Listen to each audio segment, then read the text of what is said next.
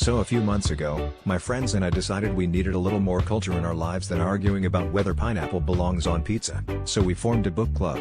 The plan was simple: each week, one of us would pick a classic novel, we'd read it, and then meet up to discuss the themes, characters, and why Mr. Darcy just couldn't text Elizabeth instead of writing dramatic letters.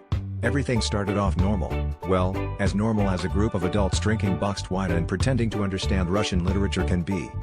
But right away, we hit a snag. Our friend Greg, who is normally the guy who brings napkins to a potluck and considers Hot Pockets a food group, showed up to week 1 with a copy of The Joy of Cooking. We laughed, assumed it was a joke, and politely asked if he'd rather discuss Dostoevsky or the merits of the well-whisked meringue. Greg just shrugged and said, "I thought we were supposed to bring something classic." The rest of us thought it was a one-off misunderstanding, so we powered through and spent the evening debating whether Crime and Punishment would be improved by the addition of a light béarnaise sauce. Week 2, Greg doubled down and arrived with Mastering the Art of French Cooking. By now, he'd started bringing little samples, soufflés, tarts, and something called a croquembouche that looked like a dessert Jenga tower. Gradually, our discussions about character arcs turned into heated debates over the proper folding technique for egg whites. By the end of the night, I could recite the difference between soft and stiff peaks, but I still had no idea why Gatsby kept staring at that green light.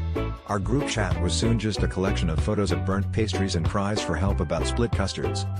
By week 3, there wasn't a single book in sight, just Greg, a pile of vaporins, and the distinct smell of caramelizing sugar.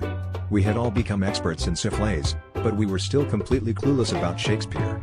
It turns out, in the end, our book club wasn't so much about reading between the lines as it was about beating the eggs.